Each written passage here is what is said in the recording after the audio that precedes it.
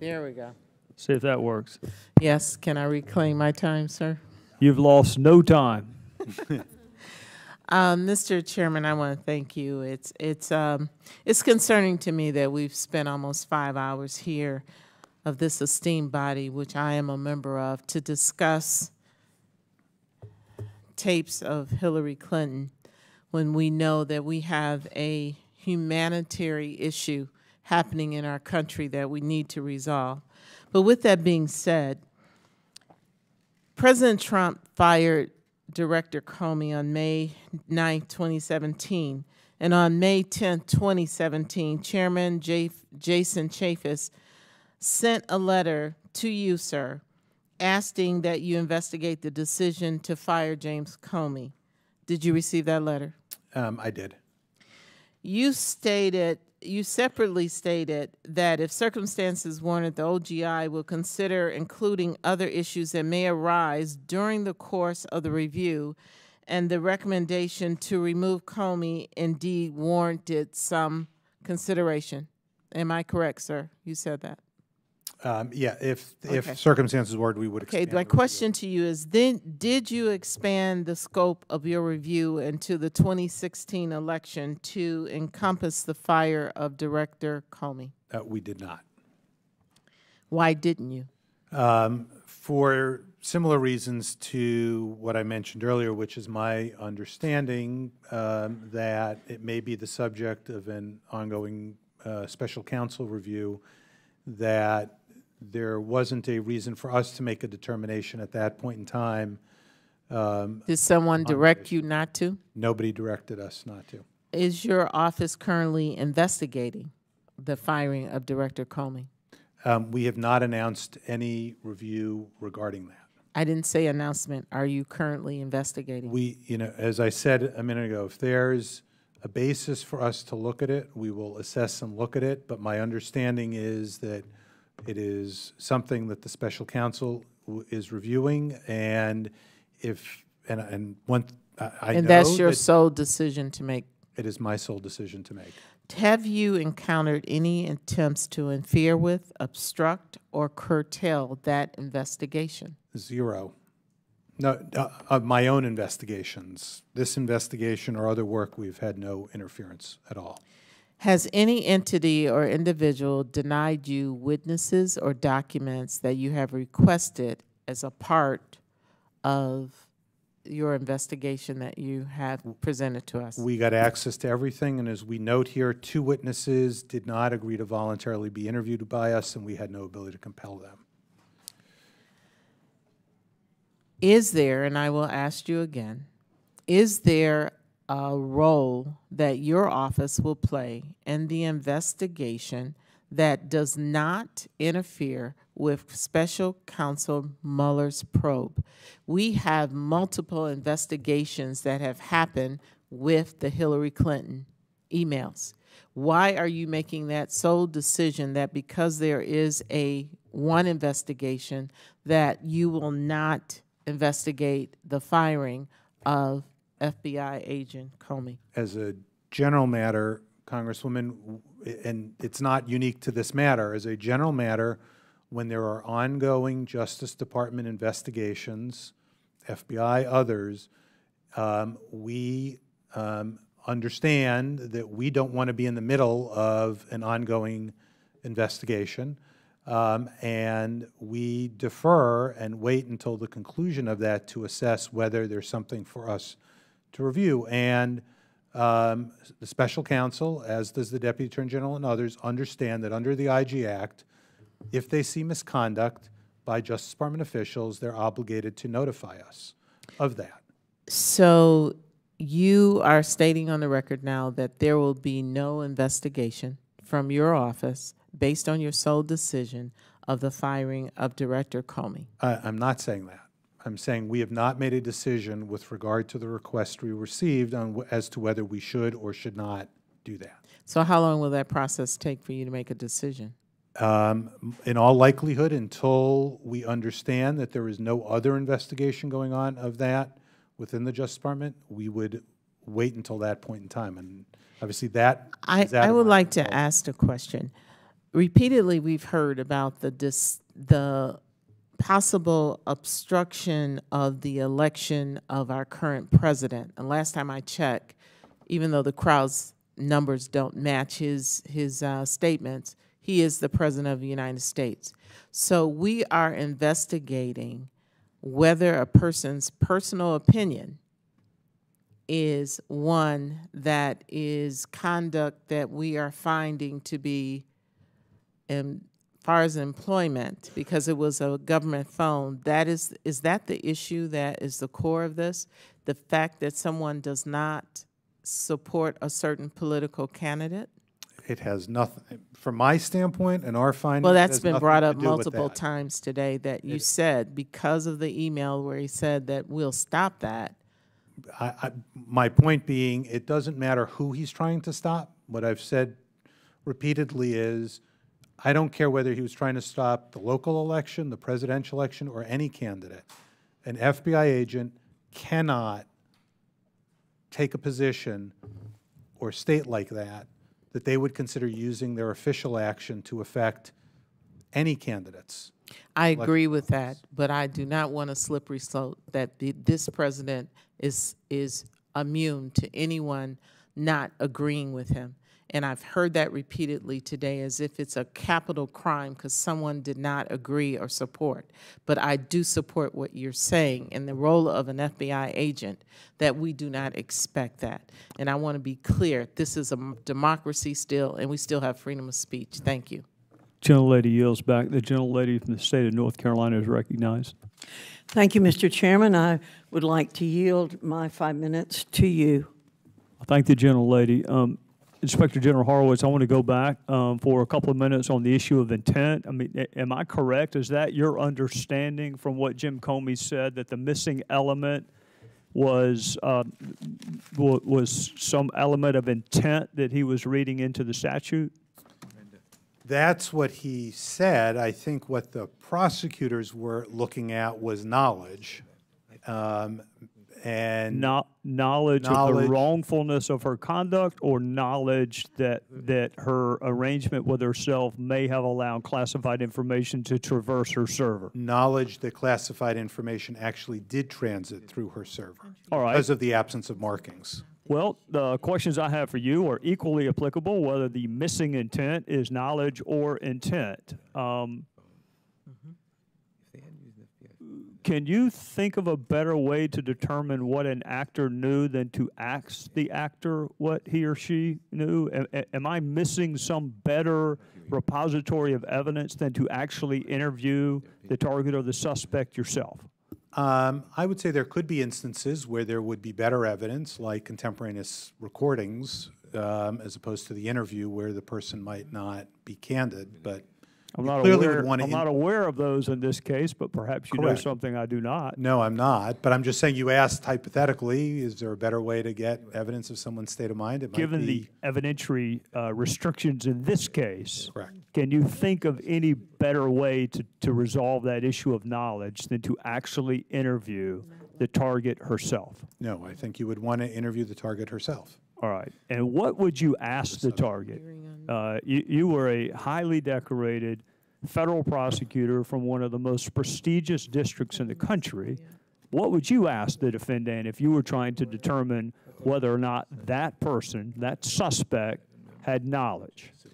Well, you'd certainly want to start at the beginning, which is, why did the server come to be set up? What was the rationale behind it? What did you understand it would be used for? Questions like that, because so much of it would be focused on what the intent, rationale, thinking was behind creating your own separate server or domain name from the outset. If multiple explanations had been given in the past on that very issue, would you ask the suspect or the target to reconcile those different explanations? Presumably you would ask the subject during the interview in any area where there might be differing reports of testimony or recollections. If there have been false exculpatory statements made in connection with a fact pattern, would you ask the target or the suspect to explain those false exculpatory statements? I think if you were interviewing any witness, you would want to ask them about information that was out there that would suggest there was a false exculpatory. When I use the phrase consciousness of wrongdoing, what does that mean to you? That means you have an awareness, perhaps unstated, that the conduct that you've engaged in is wrongful in some way. What about concealment? Well, that can mean, I guess, different things depending on the nature of the concealment. It can be active, it can be passive at some level, but it's keeping something from somebody else. And, you know, we have a concern here about concealment on what happened in connection with July 5th. How about the destruction of evidence? Again, that can be personal, or it can be knowing that someone else is going to do it, but it is obviously destroying evidence or information that has evidentiary value. I guess what I'm kind of struggling with a little bit, I was actually asked over the weekend whether or not I think she should have been charged. I can't answer that question because I don't think she was interviewed properly.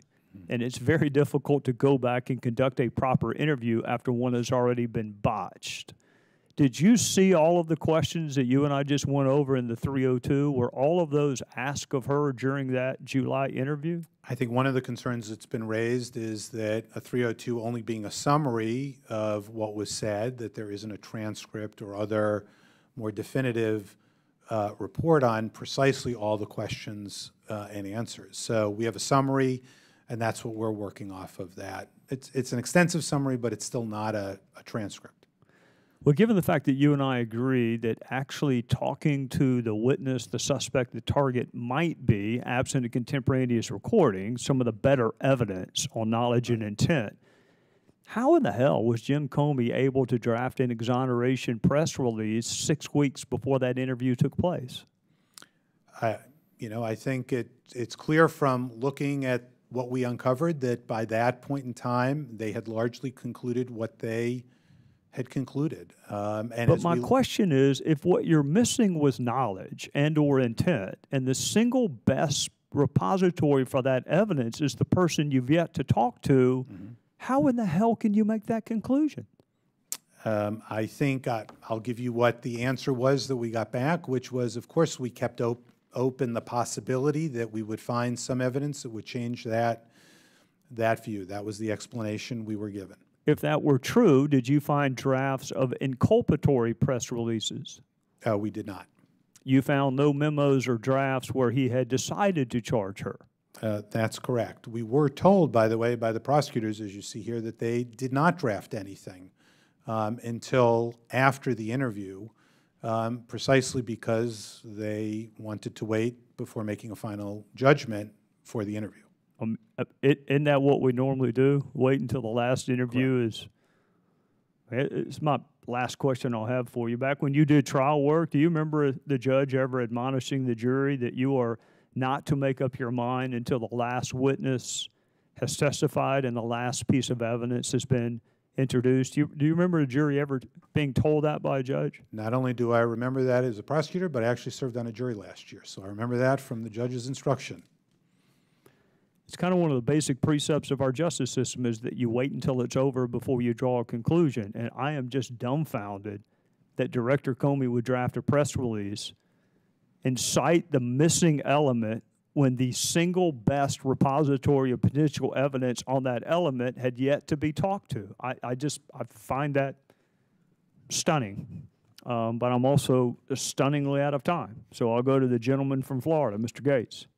Thank you, Mr. Chairman. And from the Amazon jungles to the streets of Shalimar, Florida, I've had a chance to observe the patriotic service of many frontline FBI agents, and I am in violent agreement with Director Wray that the information in your report does not in any way impugn the incredible work that they do. Refresh my recollection. We know who Lisa Page is. She sent all these bad text messages about Donald Trump, but we don't know who FBI agents 1 through 5 are. Why the disparate treatment? So when we write up our report, we apply Privacy Act and other laws to decide who we can whose name we can disclose and whose name, on balance, we think as a legal matter we can't. That's why you see some names in here and some names anonymized. We have the request from the committee. As I mentioned, we sought to get approval from the FBI to send that information forward. What was the reason the FBI gave you as to why we couldn't learn who FBI agents 1 through 5 are? They mentioned a couple of reasons, but the primary reason was that because those individuals, 2 of them were agents, one's a lawyer, work on counterintelligence matters, they had a security and safety. Peter Strzok worked on counterintelligence matters, and we know who he is. That's correct. Why the disparate treatment? I'm just telling you what was reported to us, and as I've Who's attorney number 2?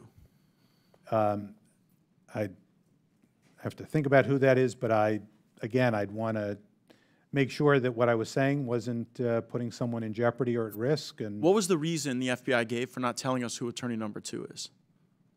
Same reason, that individual works on counterintelligence matters and safety and security reasons, as well as some other reasons. What were they? I want to obtain the full universe of reasons because, I feel as though sunshine, transparency will be the way to root out this bias that we seem to see reflected. Are you familiar with the resistance movement in this country? I am familiar with it from looking at some of these text messages, but I am not personally. What's your general understanding of what that movement is? I just could tell you what it says here. Somehow, resist what's going on in the country in terms of the government, governance. I have no real personal knowledge. Does it mean resist Donald Trump?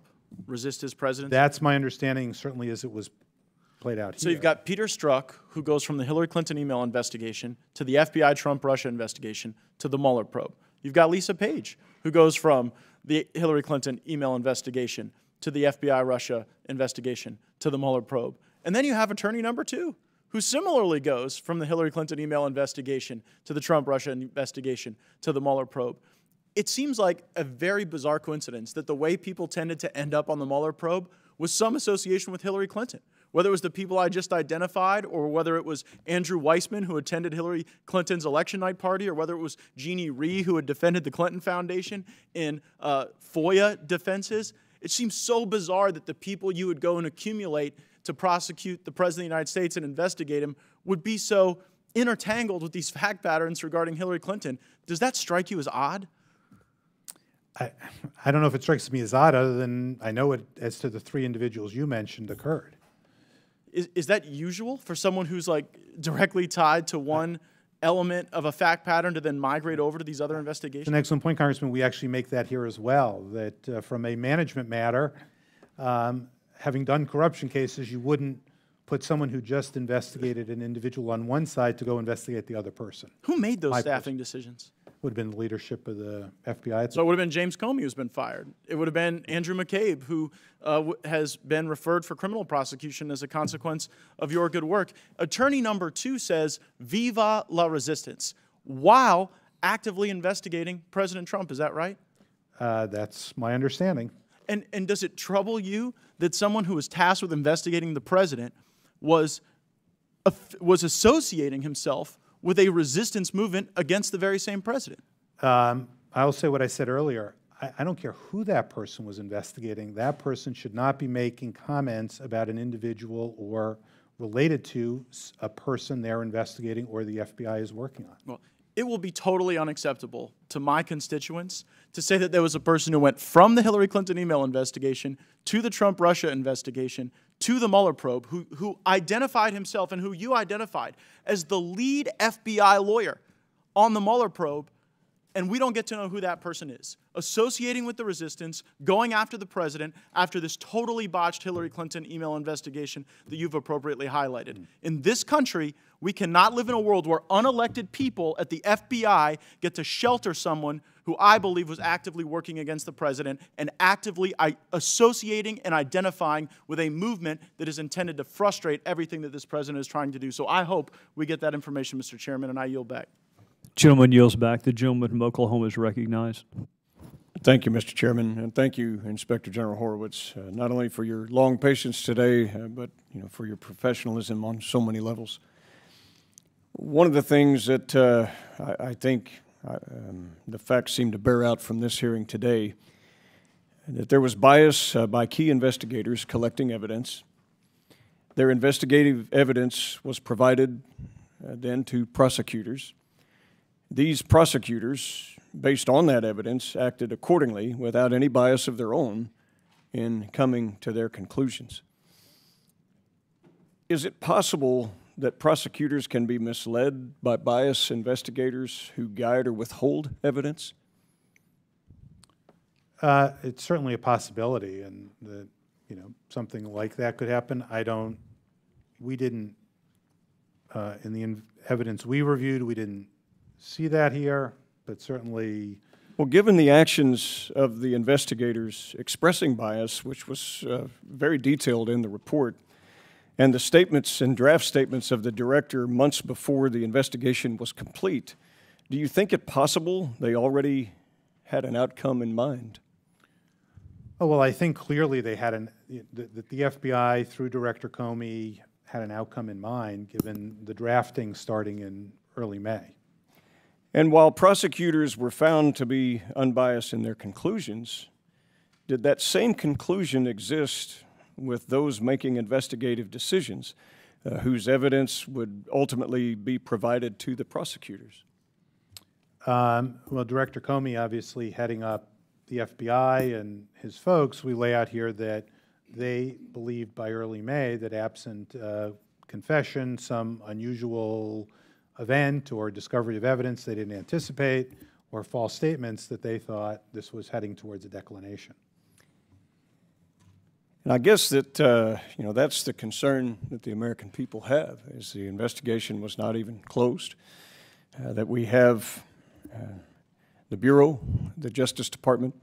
In fact, in your own reports, and I quote, "We were particularly concerned about the text messages sent by Strzok and Page that potentially indicated or created the appearance that investigative decisions they made were impacted by bias or improper considerations." Along that same vein, quote, "We did not have confidence that Strzok's decision to prioritize the Russia investigation over following up on the mid-year related investigative lead discovered on the Wiener laptop was free from bias." And then a last one to highlight here, "It is not only indicative of a biased state of mind, but even more seriously implies a willingness to take official action to impact the presidential candidate's electoral prospects." And then you highlight that this is antithetical to the core values of the FBI and the Justice Department, and I think that's true.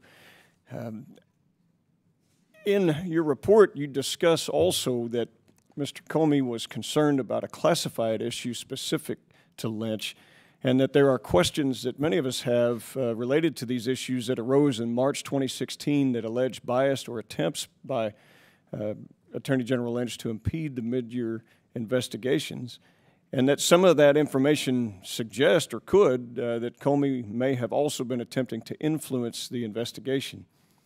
Your report says that you detail perhaps some answers to some of these questions and others in a classified appendix. When will you provide the committee's copies of the classified index? So that classified appendix was classified by the intelligence community. We don't do that. It ended up, we're not the classifiers. They classified it at such a high level, some of the information, that it made it impossible to make it available to the members as we wanted to. Only certain members would have been able to see it. We have gone back to the intelligence agencies and say, please let us know what is this material that gets us to this level so we can bring it down to a level where everybody can look at it. We just got a report back from some of the intel agencies today. We're hoping, or last night, we're hoping to get the rest of it in the next few days. I've raised this with the Deputy Attorney General's office that we need this changed. You need to see it.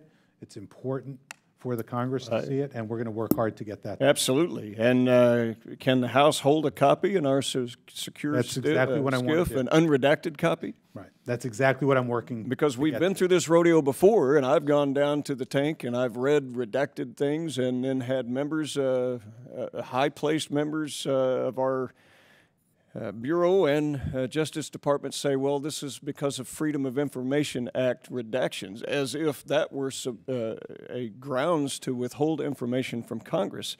Which agency in specific? Is it the CIA that's making the determination that members of committees are not authorized to view the classified index? I My understanding is it's speaking with the ODNI, the Office Director of National Intelligence, and the CIA, that they're working through these issues with the FBI. Well, I thank you for that, Inspector General, and thank you for your great work. And we will be right there backing you up that oversight and judiciary committees with obvious jurisdiction need, for the sake of the American people, to see what it is that they are concealing. And we await those answers. And thank you, Mr. Chairman. I yield back my time. Gentleman from Oklahoma yields back. The gentleman from Louisiana is recognized. Thank you, Mr. Chairman. Mr. Horowitz, thank you for your time today and your dedicated work. I'm going to speak fast. 18 U.S.C. Section 793F reads in relevant part, as you know, whoever being entrusted with or having lawful possession or control of any document or writing relating to the national defense through gross negligence permits the same to be removed from its proper place of custody or delivered to anyone in violation of his trust shall be fined under this title or imprisoned for not more than 10 years or both.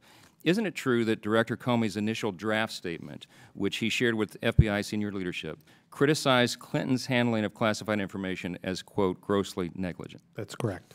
And according to your report, Lisa Page is identified as the person who raised concerns about the term gross negligence in that draft statement, and it was later replaced with the phrase, quote, extremely careless. Is that right? That's correct. Isn't it true that gross negligence is a legal term with criminal implications, while extremely careless is a subjective term with no criminal implications? Correct.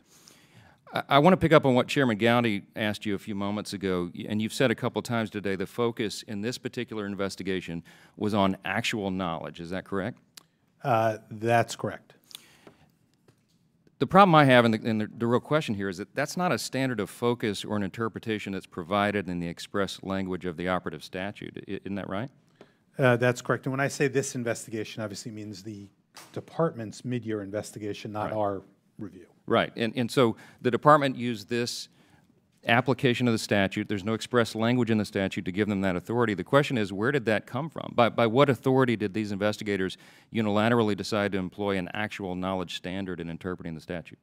Well, as we looked at the written evidence, the documents, and then interviewing the prosecutors, they described their rationale for interpreting the statute that way as both a legal consideration because of concerns over whether a prosecution would be upheld if it was successful, and their belief that, based on the legislative history of the statute, it required something more than pure gross negligence, and the statute's absence of a definition of gross. And was there any precedent, specific precedent for them to do that? They were relying on prior department precedents. In other words, how the department, they believed, interpreted the statute over time. Let me move on. Of course, everyone in America now knows the sordid history and the infamous text messages between FBI agents Peter Strzok and Lisa Page, including the August 8th, 2016 exchange where Strzok assured Ms. Page that they would, quote, stop the election of Donald Trump. Isn't it reasonable to conclude that criminal charges brought against Mr. Trump's opponent, Hillary Clinton, would hurt her campaign and thus potentially help Donald Trump to be elected? I think that's probably a given. Matter of common sense, right? And wouldn't that outcome be the opposite of what Strzok promised his paramour in those text messages that we've all seen now? I guess so, though frankly I haven't stepped back and thought about, and frankly haven't focused on what the implications of it ultimately could be as it played out. Just sort of as it was problematic. Well, the American people have, and many Americans would logically conclude that this political bias directly affected specific investigative decisions and judgment calls, but we'll disagree about that. I'm running out of time. I want to get to something that's very personal for you. By all accounts, you're an American patriot. You're an esteemed and trusted public servant, and we would thank you for that service. Let me ask you this personal question. Is the American people's trust in our justice system and the people's faith in our institutions important to you as an individual? Absolutely. And do you believe those things are important to our republic as a whole? Yes. In your important role at DOJ, do you believe you have a personal duty to help guard the integrity of and maintain the people's faith in our institutions? Yes. Let me ask you this very important question then, based on that. If your report had concluded that the evidence showed that improper considerations, including political bias of FBI agents, did directly affect specific investigative decisions. Do you think that would have risked eroding the American people's trust in our justice system and the people's faith in our institutions? It could have had I guess even could have had a greater impact. I think this has an impact, standing alone.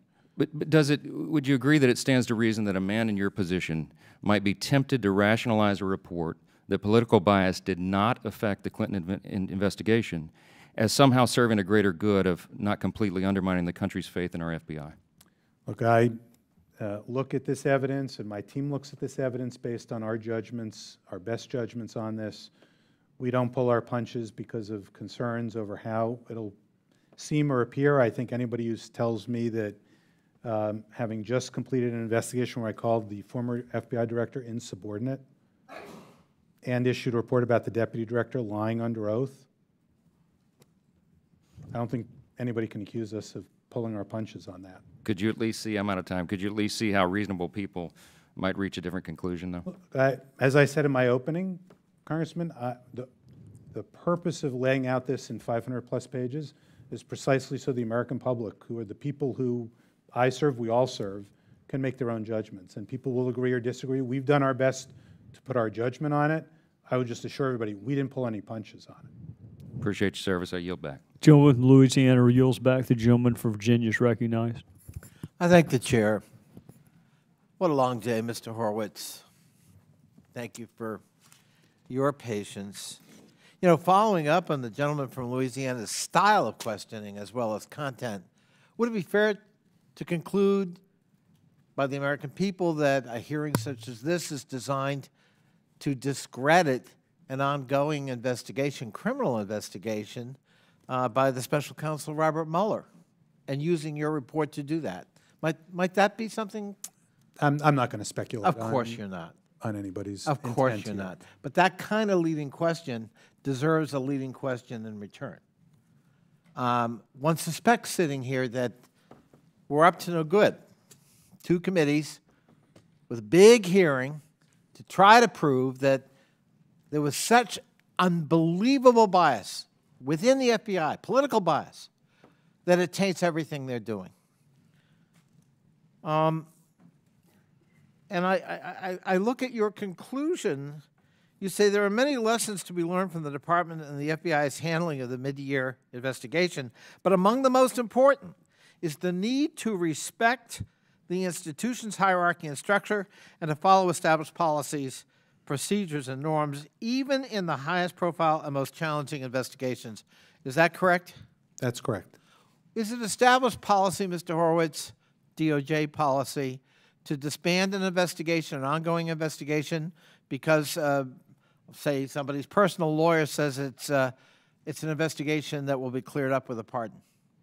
No policy. There's no such policy. Department, correct.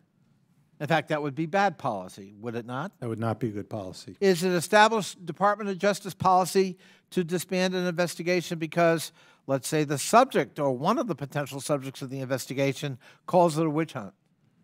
No, I think as the director said yesterday during our Senate hearing, that decision is made solely by the FBI. Is it established Department of Justice policy to disband an ongoing criminal investigation because a high-level government official says it's time to wrap it up? Not unless it's someone who has authority over it and has made that conclusion that it's a reasonable based on the facts and the law. So I take your report to basically say we have to return to a normal process and allow investigations to work their will, but we can't infect them with bias.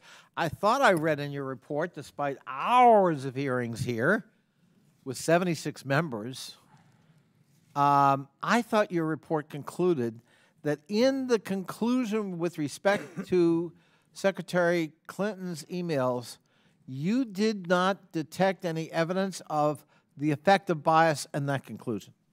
On the conclusion of the prosecutors on whether or not to charge. Right. So despite all this Sturm und Drang, there's no evidence that a bias influenced that conclusion. The prosecutor's conclusion, correct. By the way, I remember Mr. Nadler a little earlier asking you about the because we're hearing so much about two particular FBI agents who favored apparently Hillary Clinton, or at least did not like Mr. Trump. A lot of us joined in that sentiment. But are you aware of any FBI agents who in fact loved Mr. Trump and didn't like Mrs. Clinton?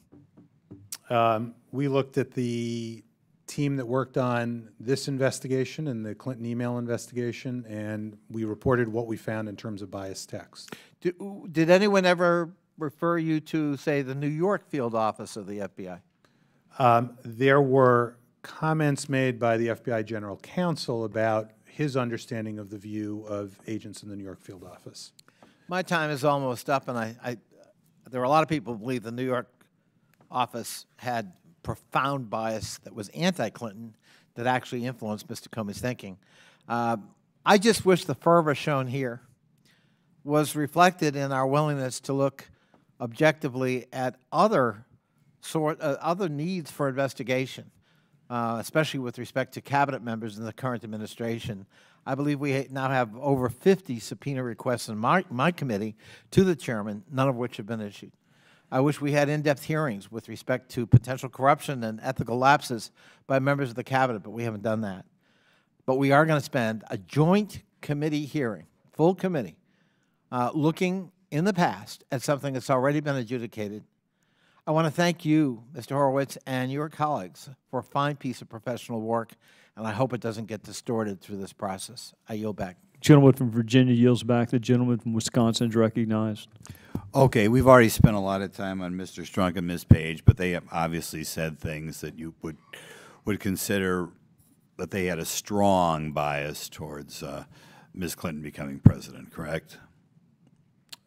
We were concerned about their bias statements, yes. Right. Oh, and by the way, if something happens or they make decisions that favor Ms. Clinton and they have talked about bias towards Ms. Clinton, you will not say that it has necessarily affected their decision, correct?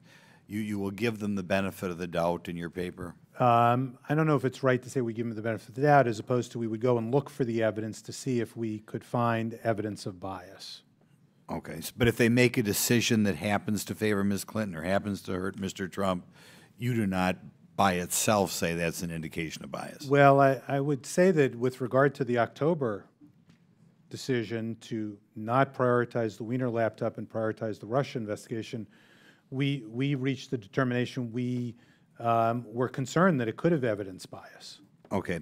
Now, there were 5 other people that you mentioned specifically in the report that apparently said things that would indicate they either did not like Mr. Trump, correct? 3 others plus the 2 of them, 5 plus the 3, so a total of 5. Did you find anybody else in any of the emails you looked at throughout the investigation, even minor bit players, that would indicate political bias?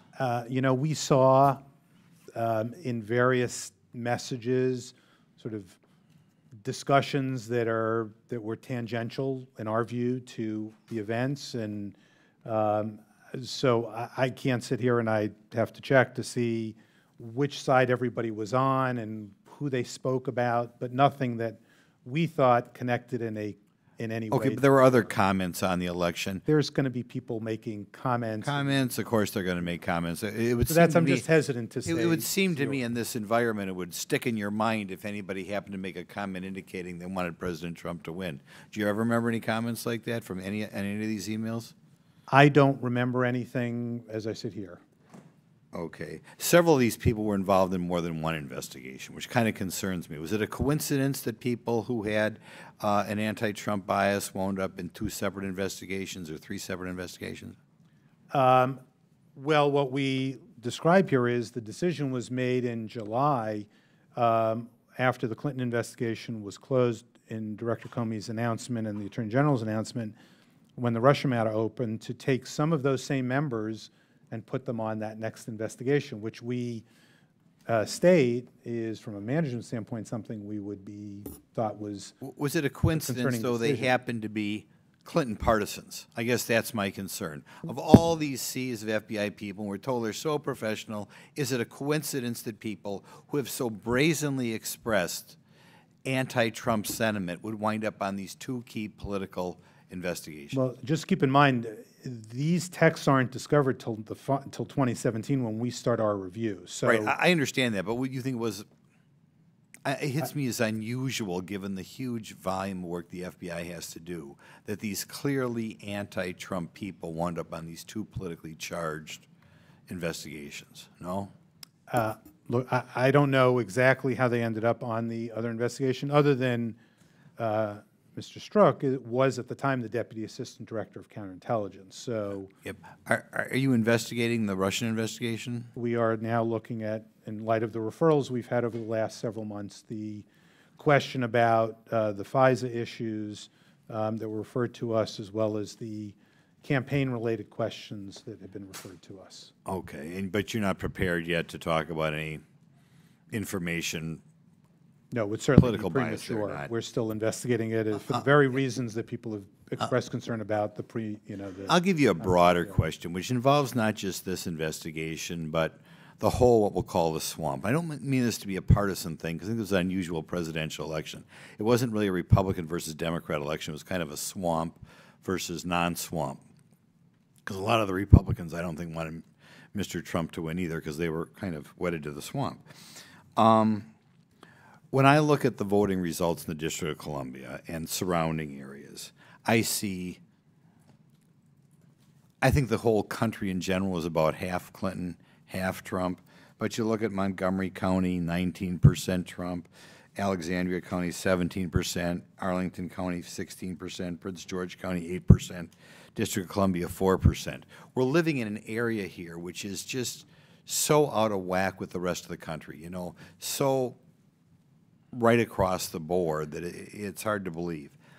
Are we in a situation here in which, not just regard to the FBI, but other federal agencies as well, we have to worry that political bias may creep into decision-making? And my constituents are worried, IRS, EPA, everything, that if it's known that they are supporters or people who want to reduce the swamp, that these agencies may come after them. Is this should be an overriding concern of people living in this rather unusual area here?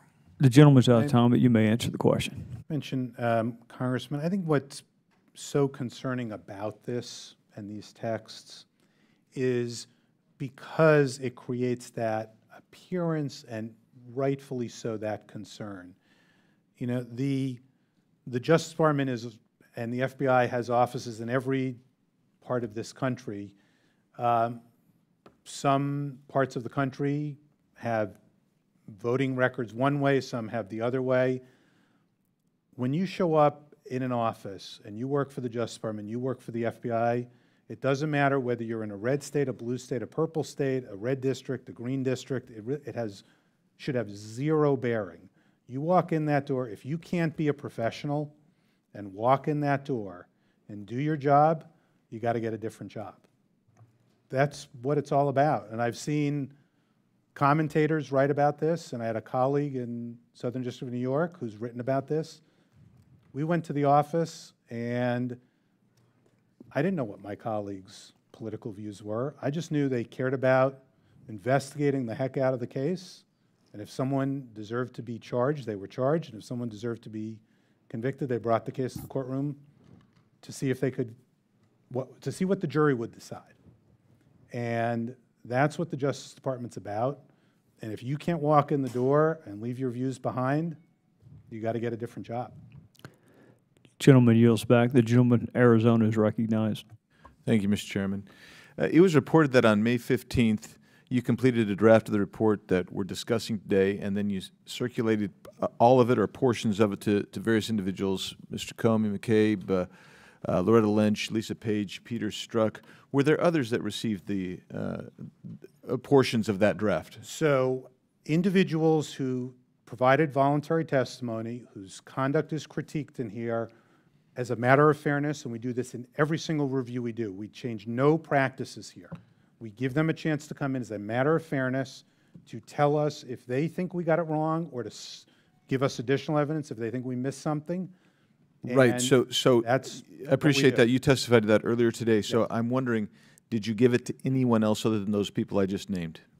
Yes, so Okay. the individuals in here who you see's conduct was critiqued, we would give it to them, and as a matter of course, every IG does this, we Sure. give it to the department. And that would be like and the so you component. gave it to, and I don't mean to interrupt, but we only have 5 minutes. I've been waiting for hours. You've been very good here being many hours, but you've got to at least talk, and I haven't got to do that till just now, and I live to talk. So so I guess what I'm asking is, did you give it to Prosecutor 1, Agent 1? They all got it, right? So did they respond? Did Some these people? did, some didn't. Okay. And I guess my question at this point is, we've sent you a letter asking for copies of the original draft, any alterations made, edits, red lines, and hope that we can get that from you. I want to go to, is there a chance we're going to get any of that information from What you? I'd like to do is we normally do, and I like to do, is engage with you and the Perfect. committee about it. I understand the concern. I want to talk it through with you and the other members who signed the letter and the chairs and the ranking member and have a candid discussion about it. Love to do that. We can do that offline. Absolutely. Yeah, great. Thank you. So you testified earlier this morning when Mr. Jordan from Ohio first questioned you. He took several hits at you. You must have felt like a pinata. Don't feel bad. Not at all. I get that all the time. That Peter Strzok led the the Hillary Rodham Clinton, the investigation into her emails. You remember saying that? Yes. Okay. And then on page 148 of your report, you mentioned the critical roles that both Strzok and Page played in most of the decisions made by the FBI, right? Correct. Fair statement. And Yes. And so Lisa Page's duty was she was advising the Deputy Director Andrew McCabe legally, and from reading this, I get the impression that on a lot more than legal, she's given me perhaps even some strategic information and advice as well and counsel. And as you just said, Mr. Strzok, he basically led the investigation, and he was acting in some ways through that chart of order. He's kind of the liaison between all the other analysts and the decision makers. But he is kind of in the decision making because he's always there, the decision making body. He's given inputs, and that's what I want to talk about today. We've been talking about bias a lot, and everybody walks in with bias, and you have to be able to set it aside. But in this particular thing, the output, and the way you phrased it, and you've been very careful as you've answered today, and in this report, you said it didn't. The bias of these people did not directly affect the outcome. But I'm here to suggest to you that inputs affect outcomes. The outputs come on. So when you have this very notion of these people, for all we know, they're filtering information. We don't know anything really what's going on in the decision-making process. You can't recreate it, but we know that there's certain outputs, and those outputs point to Hillary Clinton's not going to be charged. The biases that are reflected by these two people who have extraordinary inputs seems to indicate that they could have impacted those outputs. Am I wrong on that? I view what you've said here. So what I want to say is, could they have indirectly affected the outcome here?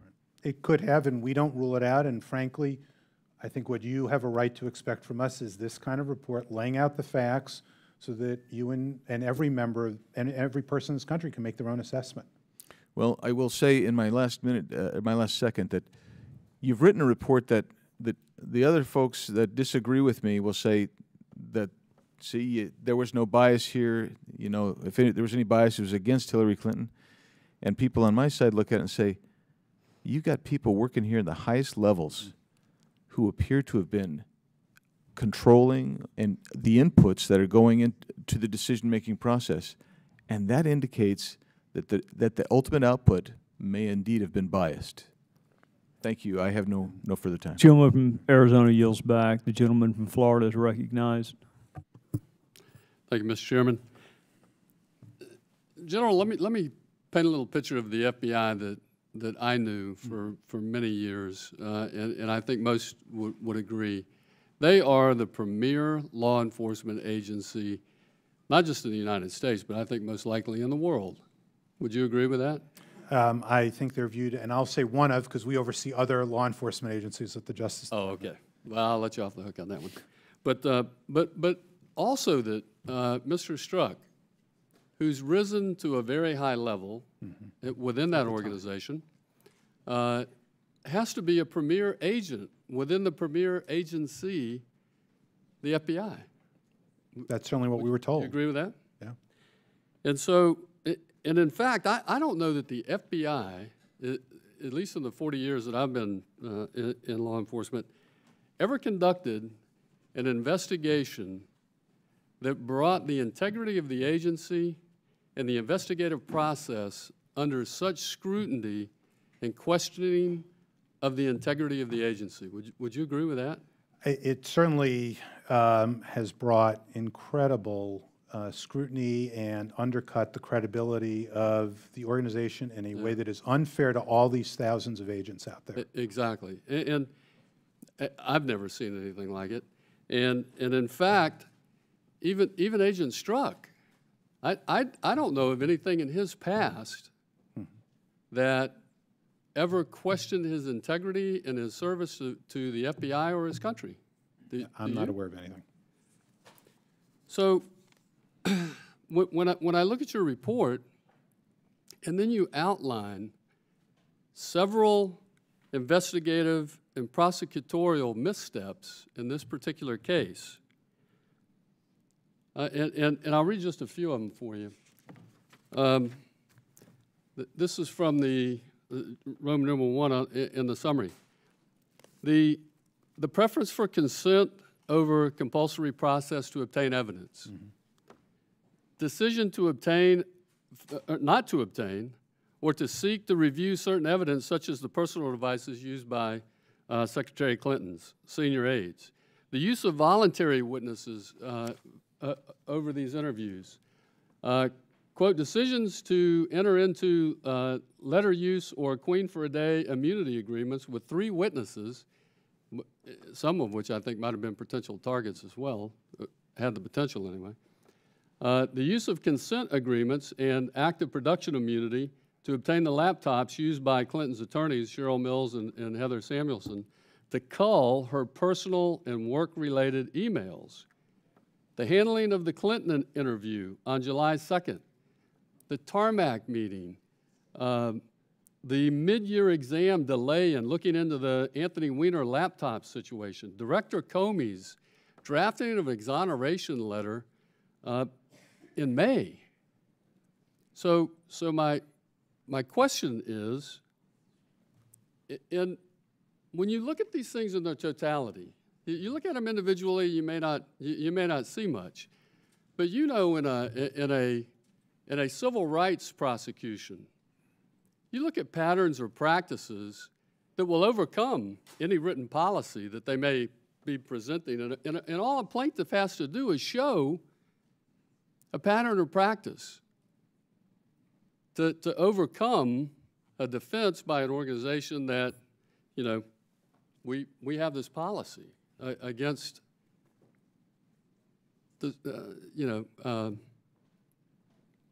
So when you say that you found political bias, but it had no effect on the investigation, it seems to negate this pattern or practice that clearly existed in this investigation. I want to say we didn't find that it didn't have any impact on the investigation. We couldn't possibly have looked at all these decisions, as you said, that covered all this period of time. What we found was focused on the individual investigations, and I think what's important for people to understand is, our responsibility as inspectors, as an inspector general or as inspectors general, in looking at these issues, is not to say this was thorough or not thorough, or the best choice or not the best choice, or could have been done more aggressively or not, but we're looking at, was there misconduct? Let me ask one more question very quickly. Have you ever seen a public relations campaign mounted surrounding an investigation like we saw here, where there's a SAC conference so that the agency can pass down information on this case so that they can swat down, quote, swat down stories about it. And they even briefed retirees. Mm-hmm. Have you ever seen that before? It's a great question, Congressman. Actually, the first in yesterday's hearing and today was asked about that portion of the report. And it doesn't directly affect this investigation, but for the reasons you indicated, I think we were concerned, particularly in the context of when it was occurring, which was in October. Correct. During the campaign. And in our view, you look at that and you say, you know what, when there's a campaign going on and either side sort of commenting on this, the best place for the Justice Department to be is on the sidelines. The political debate will be the political debate. It might be fair, it might be unfair, but when you start doing that and sending out talking points across the country, right, you might actually be encouraging people, maybe unintentionally, we didn't make an intent finding here, but maybe unintentionally encouraging people to, as you suggested, get the word out. Well, it may cause other people to want to speak who maybe don't agree with the talking points. And so that was one of the areas that we had concern about, and I appreciate you raising that, Congressman, because I do agree with you. My time is up. I just can't figure out how Peter Strzok is still at the FBI. Gentleman yields back. The gentleman from Alabama is recognized. Thank you, Mr. Chairman. Good to see you, General Horowitz. I have a very high regard for you. I think you know that. Your report states that various witnesses told you that the mishandling of classified information was a persistent practice of the State Department, and that the State Department was so screwed up in the handling of classified information that if they'd wanted to prosecute Secretary Clinton, that they'd had to prosecute 150 State Department people. Does that basically invalidate the statute? It doesn't. That's what they told us was one of their rationales, though, for it. Well, I don't know if you're going to allow me to do this with you, but I want to do this in regard to the statement of an insurance policy, okay? It's not in regard to the Russia probe. I know that's coming later. But obviously, Andrew McCabe put Peter Strzok in charge of the Russia probe. Are you aware that Strzok went to London in July of 2016? I've learned of that through various public reports. And I think it would be fair to say that McCabe approved that trip and approved the expenditures for that. I don't know the answer one way or the other. I just wonder if what other justification there could have been for a trip to London at that particular time other than the Russia probe. And what concerns me was that when he returned, he almost immediately launched that probe. Mm-hmm. That McCabe, I think, approved him going to London. He came back and he launched it. Do you think there's any possibility that Strzok had prior knowledge that Christopher Steele was assembling the dossier? You know, that's one of the issues we have been asked to look at, and so we're in the middle of that work on how that played out with regard to the FISA application.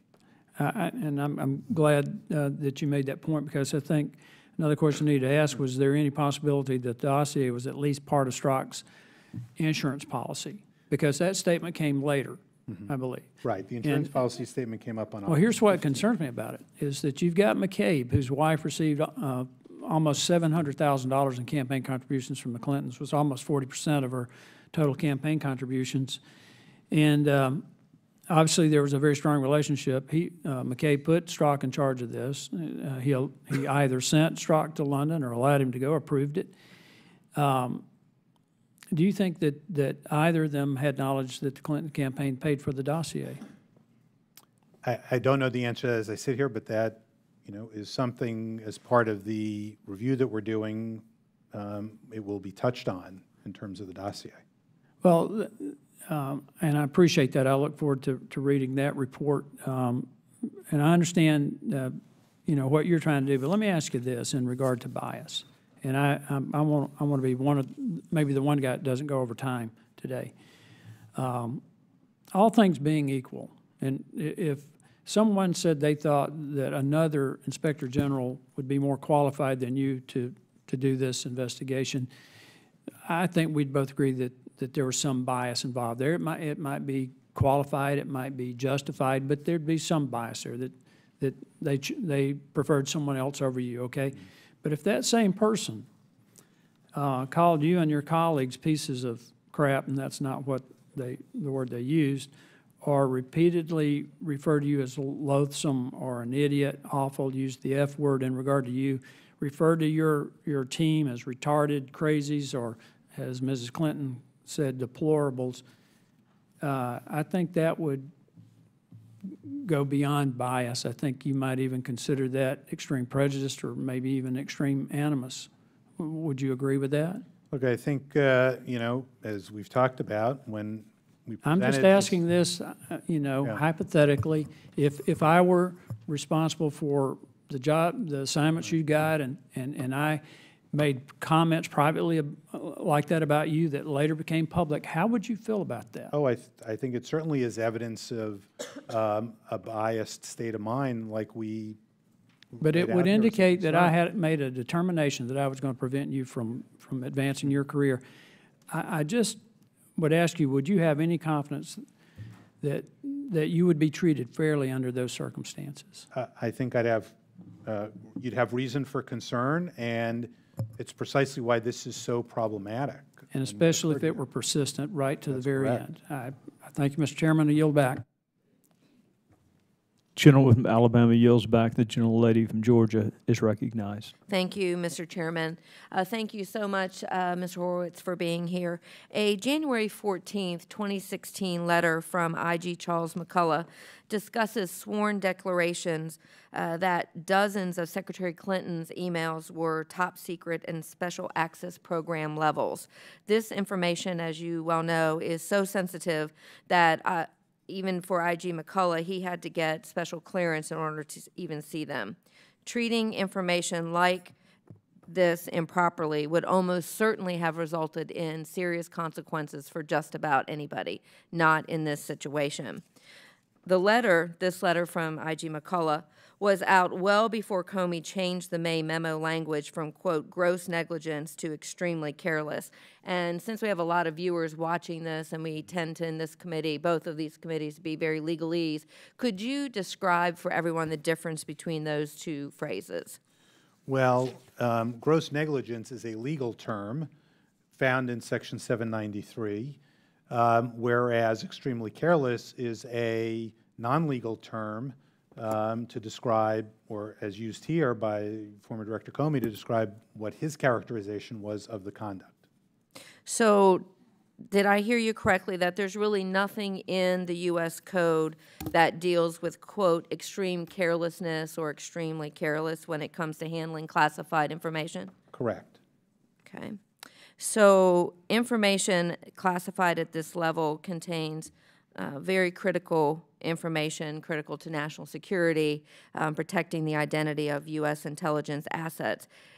Is it possible that Comey chose extremely careless or extreme carelessness precisely because of the fact that that phrase is not in the U.S. Code?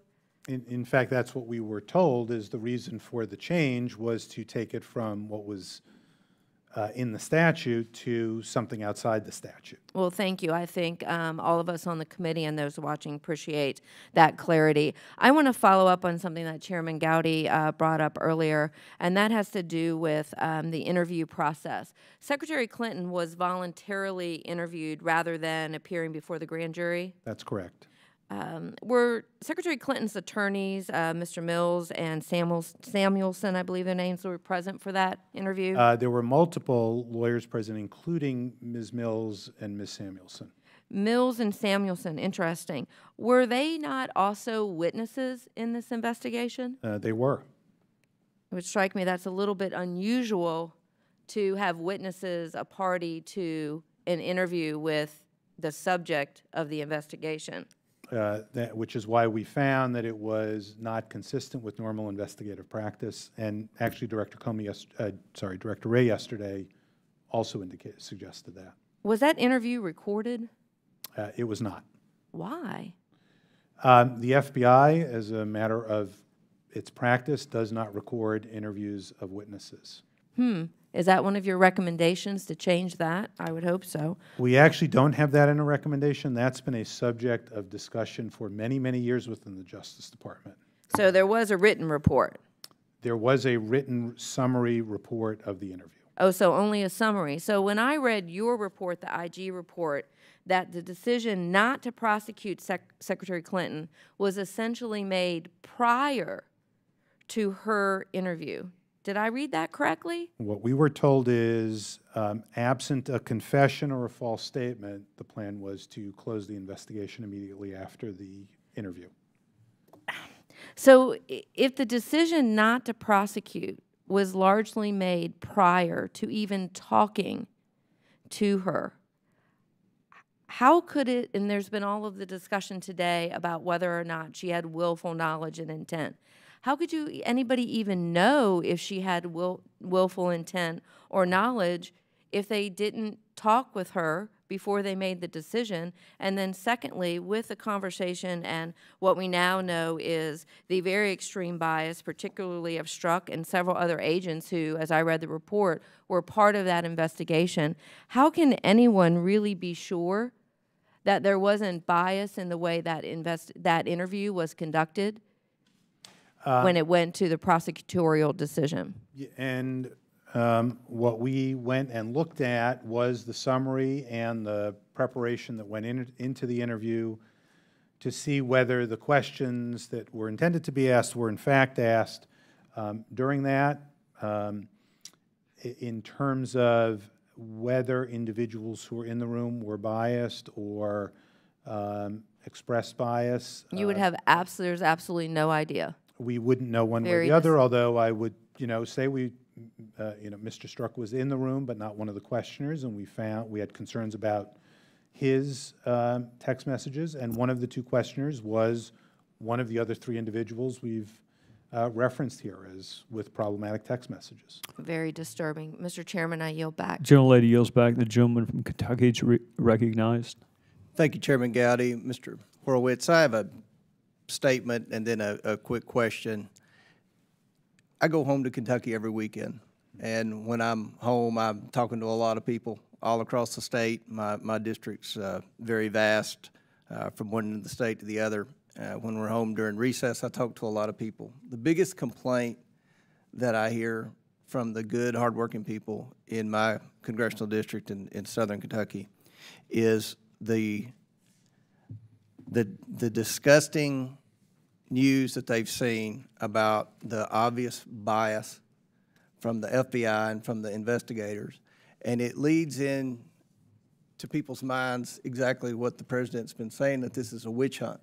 This is a witch hunt that every time they turn on the television, there's news about the Russia investigation, very little news on certain media outlets about the things that obviously Hillary Clinton did that were illegal. The approval ratings for the FBI and the Department of Justice now, I would assume, are at record lows, probably lower than Congress, and that's not very good. What steps must the FBI take to restore confidence, to eliminate the obvious political bias that was displayed by reading your report with the FBI in this investigation? What steps does the FBI need to take to eliminate, not reduce, but eliminate political bias in the agency? Because anytime there's an investigation of any type, one of the main items in the case is conversations with the FBI, and as Congresswoman Handel said, you don't record things in the FBI; it's your word. The word today isn't worth what it should be from the nation's premier intelligence agency. So this is a very serious issue that is dividing America. It's really frustrating those of us on the Oversight Committee that have tried to find answers from an agency that, quite frankly, has not been transparent with the American public. What steps can the FBI take in the future to eliminate this and correct this problem and restore the confidence of America? Well, I think one of the things we've laid out here, we have 9 recommendations in here on various systemic issues. But I think, as I said in my opening and as we say here, really getting back to core values and understanding and making sure that the organization at a leadership level and at a senior level across the organization understands the principles and the norms and follows them. And again, I will say, having been in AUSA, obviously it was many years ago now, but I don't think what occurred here represents what thousands of agents would do in terms of their political views or other biases they may have. They understand they may have views, but they understand when they go to work, those views stay behind. And that's what, it's at a core level, that's what really has to happen here, because it is why these kinds of text messages are so corrosive. It's because people see them and they say, how can someone be an FBI agent who has these views? Happens in civil rights cases. How can people have views we sometimes see when you look at their messages about the people they're investigating? It can't happen. Well, when you have an agency that has a black eye, whether it's the VA or the FBI, I think the best decision a leader could do is change leadership. And I support what President Trump did in firing Comey. I think that was the right decision. And hopefully with your report and with the work of Congress, we can work to restore the confidence of the American public in the FBI and the Department of Justice. And Mr. Chairman, I have about a minute left. I would like to yield my time to my friend Mark Meadows. I thank the gentleman from Kentucky, Mr. Horowitz. I want to come back to something we talked about earlier, the disclosure of FBI Attorney 1 and FBI Attorney 2. And you said, I think I'm correct, that they did not want that divulged because they actually worked in counterintelligence. Is that correct? That's what we were told by the FBI. Okay, but you know who the people are. Correct. And I would say, based on your report, I know who they are. Right. And what I guess I'm concerned about is you know that they don't work for the counterintelligence division. Well, 2 of the agents do. I'm talking about attorneys. There's 1 lawyer who's in here. So it's there are 5 people total. Right. Page Strzok, 2 other agents. But you had a dialogue between FBI Attorney 1 and 2. Correct. And those 2 attorneys, do they not work for Trish Anderson?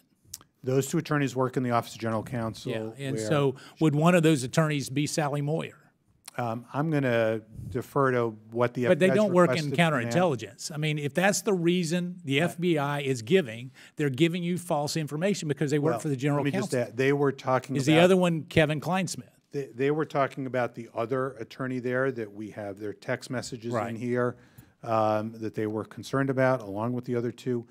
I'm not here to articulate the FBI's interest. We oversee the FBI. We're going to get to the bottom of it, like Mr. Comer was talking about. And I think the other thing that I would ask you to look into, there is growing evidence that 302s were edited and changed.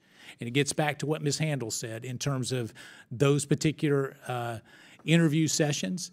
And those 302s, it is suggested that they were changed to either prosecute or not prosecute individuals, and that is very troubling, and I yield back, Mr. Chairman. And if I could just mention, we have been getting those kind of referrals, and as often happens when we issue reports like this, we get other information coming to us, and we are intending to follow up on that. But I just want to reassure you and the committee, I'm here to let you know what we're being told by the FBI is their concerns. Obviously, Director Wray and the leadership of the FBI and ourselves, I'm certainly not looking to step aside on this, but it is their interests that they need to be articulated to the committee. Gentleman with North Carolina yields back. The gentleman, Mr. Rothfuss, is recognized. Thank you, Mr. Chairman, and thank you, Inspector, for being here this afternoon and all day here. You identified a lot of devices that were part of the investigation in your report, the different servers and personal devices. In your investigation, did you review whether those conducting the mid-year investigation searched for emails with the clintonemail.com route on databases that held data collected pursuant to FISA?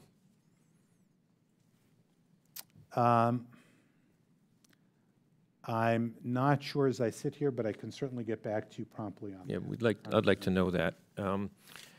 Page 186 of the report, when discussing the topic of whether the FBI would have a separate announcement from the DOJ about the declination to prosecute, Director Comey said the FBI was in the middle of a 500-year flood. And the quote here is, quote, "I mean, to my mind, it was a crazy idea, but we were in a 500-year flood. As you all know, as you all have now investigated enough and lived enough to know that this is a circumstance that has never happened before. We're criminally investigating one of the candidates for president of the United States. President Obama's comments obviously weighed on me as well. You've got the president who has already said there's no there. And so all of that creates a situation where how do you get out of this without grievous damage to the institution?"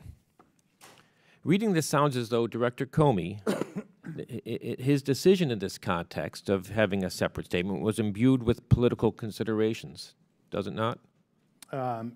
He was certainly speaking about the political perceptions that resulted from President Obama's comments and other actions he was concerned with. Well, he was considering matters just beyond facts, wasn't he? Correct. Yeah. Correct.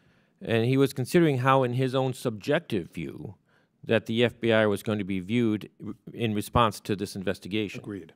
And the same would hold true not just for his July 5 press conference, but his October 28th letter. Agree. You wonder how the FBI gets to a point where there's a 500-year flood. You know, I represent Johnstown, Pennsylvania, and they had a horrific flood back in 1889. And there was a big rainstorm before that flood, but there were things going on years before. And if you read David McCullough's book about the flood, you understand that things were going on before.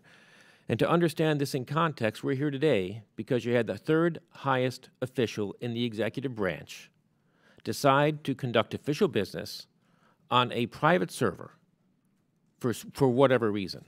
And I read through this report and just see political consideration after political consideration. Isn't Mr. Comey's decision to usurp the authority of the Attorney General in order to protect the Bureau inherently a political decision? I think you can certainly view it that way. On page 10, the report states that Mr. Comey's decision-making process made an implicit assumption that President Clinton would be president. Isn't that yet another example of politics playing a role here? It's certainly his reading the political tea leaves in his view. When Mr. Comey described Attorney General Lynch's presence imbued corrosive doubt into the entire process, doesn't this confirm the need for a special counsel in this investigation from the very beginning? I think if Director Comey's view was, as he laid out, the answer wasn't, I'm going to take over and announce the decision. The answer was, I'm going to go to the Attorney General, explain my concerns, and ask her to either recuse or get a special counsel.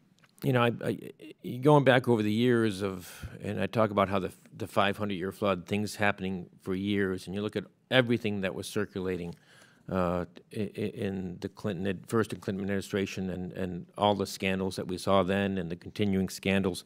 I remember the 96 campaign and the fundraising scandal there, and Charlie Tree and Johnny Chung and Johnny Wan and Maria Siai, and Louis Freeh was looking at that, the director of the FBI, and he said, it is difficult to imagine at that time a more compelling situation for an independent counsel, but Janet Reno never appointed one. Why wasn't a special counsel ever appointed in this Clinton email investigation, looking at Attorney General Lynch? Why is it that they never? We have explanations here as to why it was. Attorney General Lynch said she didn't think the standard was met and that there should be one applied. Director Comey essentially told us that he was using it as a leverage point to get the investigation moving as opposed to it actually being presented for serious consideration. But we see instance after instance where Director Comey was making political calculations. Gentleman's out of time. I think start. I'll go back to what we've talked about in here and what I talked about earlier. And as you referenced, it's easy to say there's a 500-year flood, but the reality is we're faced all the time with what people perceive to be unique circumstances. That doesn't mean you make various judgments along the way. In fact, I think many people would argue that's when it's most important to stay true to what the institution values are, norms are, procedures are. And you're right, the right approach here, if there was a concern that the Attorney General could not fairly or by appearance decide this, the right response would have been for Director Comey to present that to the Attorney General and for her to make a decision. But she ultimately was the one who was politically accountable in our system of government for that final decision, not him. Gentleman yields back. This concludes today's hearing. I'll recognize the gentleman from Virginia and then the gentleman from Maryland for any concluding remarks. Thank you, Mr. Chairman. I want to thank Mr. Horowitz. It's been a long day. I think you're going on 7 hours here with very little respite from that, but I think you've handled yourself well, and we very much appreciate that. You know, at the beginning of this hearing, I posed the question, why should Americans care about what we're talking about here today?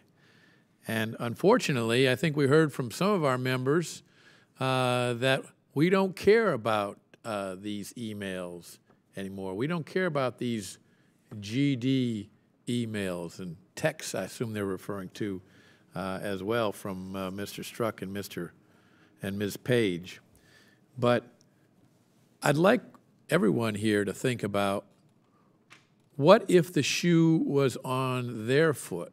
What if high-ranking people in the nation's most important law enforcement organization were talking about an investigation into them, and they showed that kind of animus, that kind of bias in the process? You, Mr. Horowitz, have a number of times today made it very clear that you understand how important it is that the American people have the assurance that when it comes to the enforcement of our laws, that justice is blind, and that the guarantee of our Constitution of equality under the law for all people is fulfilled. I don't think we can say that here right now, unfortunately, about this very sorry circumstance. And we're going to continue to pursue this until we have the assurance that the Federal Bureau of Investigation and the Department of Justice have cleaned house and are making the necessary changes to ensure that in the future, whether it's the 2020 presidential election or whether it's Jane Doe or Joe Smith's criminal investigation, that they will indeed experience equality under the law, and the kind of extreme bias that we've seen in looking at some of the most prominent investigations in American history will not happen again. Thank you, Mr. Chairman. Gentleman from Virginia yields. Gentleman from Maryland. Thank you very much, Mr. Chairman. To Mr. Horowitz, I want to thank you so much. I want to thank the ladies and gentlemen behind you and all of those who have had anything to do with pulling this report together. I want to thank you for the recommendations, because I think they go to the heart of the problem. You know, as I sit here and I think about life, you know, and I tell my constituents this. I tell them I wish there were not a Republican and a Democratic Party. I wish I was not a quote, politician. You know why? Because I think that when people hear us a lot of time, or hear me, they just assume that I'm saying things based upon political expediency or trying to help a party, my party. But there are certain things that are about bigger than party, like country and being a human being. And I think that when we talk about, you know, when I read your report and I look at what you've done, it's the people like the ones that are sitting behind you that take an oath to do their very, very best and to be honest and to uphold the Constitution of our country, those are the people that will keep our democracy together. And I say it with all of the sincerity I have in my heart. Everywhere I go, Mr. Horowitz, and I want you to understand this, I've never seen so many people scared. They're scared. I mean, American citizens scared. And they're scared of where our country is going. But I think what you have done here today, that is examining, first of all, bringing to the table integrity. Bringing to the table integrity and honesty and just calling it like it is. You may have come out with a report that I didn't like. I mean, certain things I saw in the report that didn't sit well with me. But you know what? I'm able to walk away from here believing that you all upheld your oaths and your principles for honesty and integrity. Not about party, not about gender, none of that. Not pro-Trump, against Trump, Republican, whatever, but integrity. And that integrity, and I tell my staff, that integrity will you don't have to change from time to time. Whatever that integrity is and you meet that level, it's always going to be. So, you know, the thing I'm trying to get through to you is that I want you to continue to do what you're doing. Because the people, like the people who are sitting behind you and you, are the folk who are going to make sure that this democracy, which so often we take for granted, so often we forget that this democracy allows us to be the people that we are and to do the things that we do and allow us to be all that God meant for us to be. But it takes people with that high standard, those high standards, that no matter what happens, no matter where the wind may blow, no matter how difficult it may become, no matter how unpopular it may become. And that, by the way, that's where Comey made a mistake. Comey got so, this is my own personal opinion, he got so rattled by our Republican friends trying to get the 302s and all that kind. I think he buckled. That does not mean that he's not a good man. That means that he used poor judgment at that time. But again, the democracy is held together by us, by people, determining that and I'll close with this. I keep going back to something that Martin Luther King said, and I think about it all the time, when he talked about, and he was quoting another preacher, but he said, silence can become betrayal. Silence can become betrayal.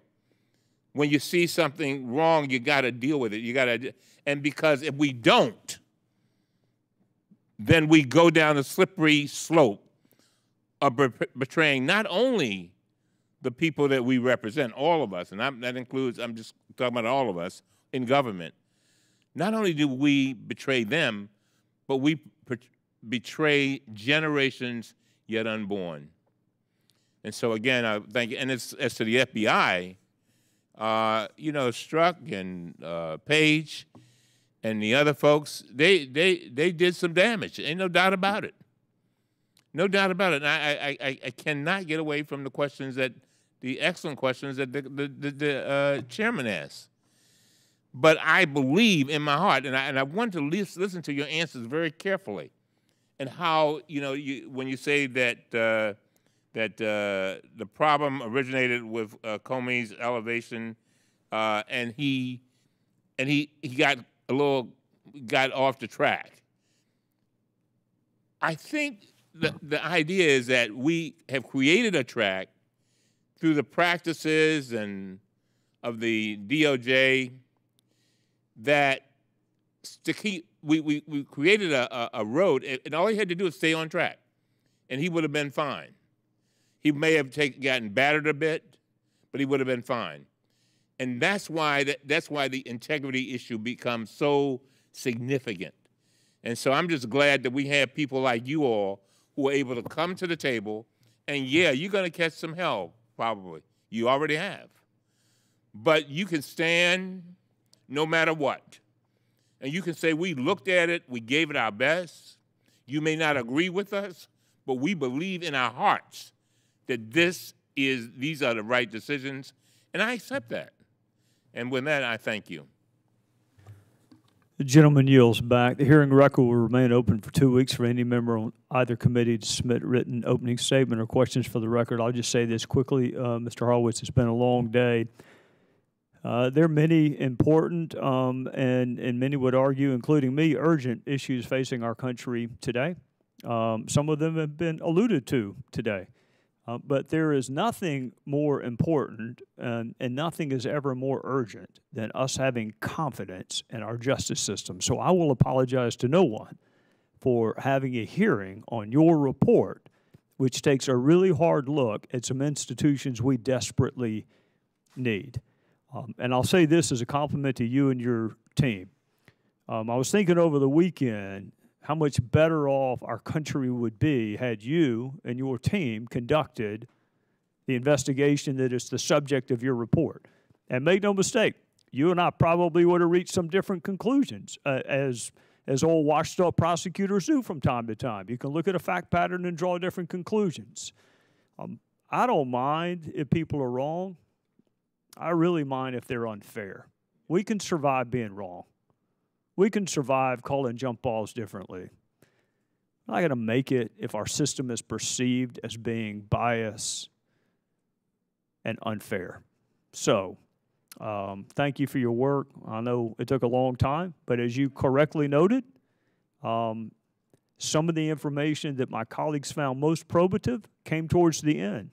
So it's a good thing that you did not succumb to all of our pressures and wrap this thing up before its natural chronology. And we wish you the same objectivity and fact centricity that you showed in this investigation with the others. Our country, I think, is counting on you and your team to do in your subsequent investigations exactly what you've done in this one, which is just call balls and strikes, and people are welcome to draw different conclusions, but they're not entitled to their own version of the facts. With that, to you and your team, thank you. We're adjourned.